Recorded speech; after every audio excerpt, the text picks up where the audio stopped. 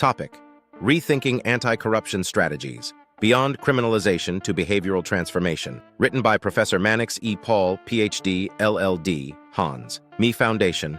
Monthly Lecture, Series 74, July 2, 2026.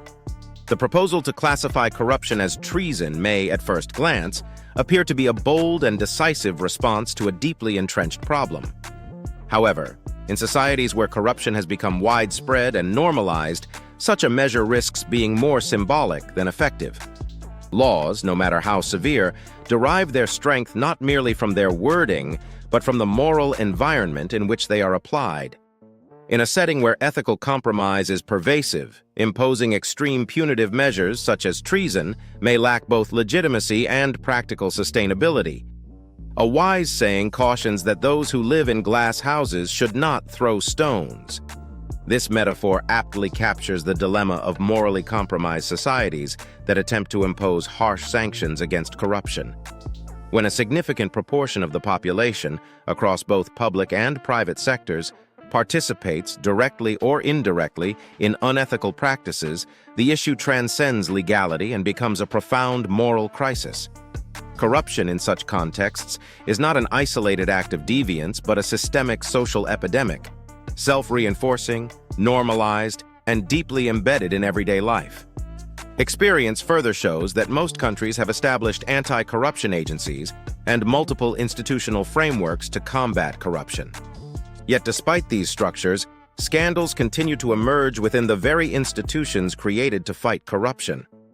From one agency to another, the persistence, and in some cases escalation, of corrupt practices suggests a troubling paradox. The cure often becomes worse than the disease. This continuous eruption of scandals within oversight bodies raises a fundamental question. If the broader population is largely compromised, what is the likelihood that these agencies and their leadership will be composed entirely of individuals of unimpeachable integrity? The answer lies in understanding that the culture of a nation ultimately produces the quality of its citizens and institutions. Anti-corruption agencies do not exist in isolation. They are products of the same social, cultural, and moral environment they are meant to regulate. Where corruption is normalized, institutions inevitably mirror that reality. Thus, enforcement mechanisms alone cannot deliver meaningful reform in the absence of a corresponding transformation in societal values. This widespread moral erosion may also be understood through a behavioral lens. Much like compulsive disorders such as kleptomania, the urge to take what is not needed, corruption often becomes habitual, psychologically conditioned, and socially reinforced. It evolves beyond economic necessity into a pattern of conduct sustained by weak value systems and collective tolerance.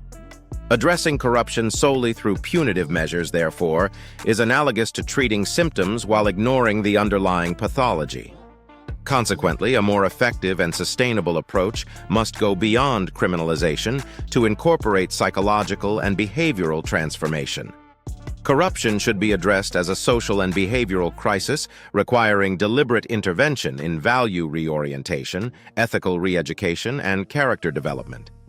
This is where models such as the Afro-Red Flag framework offer a more pragmatic pathway. By focusing on early detection of ethical vulnerabilities, behavioral modification, and value-based conditioning, such approaches aim to reshape individual conduct before institutional corruption becomes entrenched.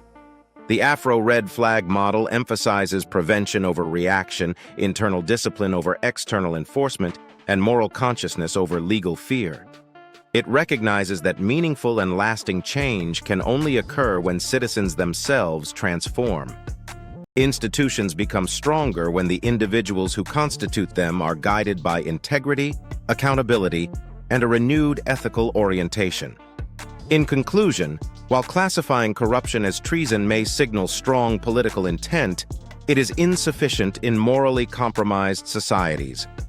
The persistence of corruption, even within anti-corruption agencies, demonstrates that structural solutions alone are inadequate. True reform requires confronting corruption as a social epidemic rooted in behavior and culture. Only through comprehensive psychological, ethical, and value-based transformation can societies break the cycle of corruption and build systems anchored in integrity, responsibility, and sustainable accountability. Courtesy of MEFoundation, committed to human capacity building worldwide. Just a voice of reasoning in a complex dispensation. Thank you for listening, and kindly share to inspire others.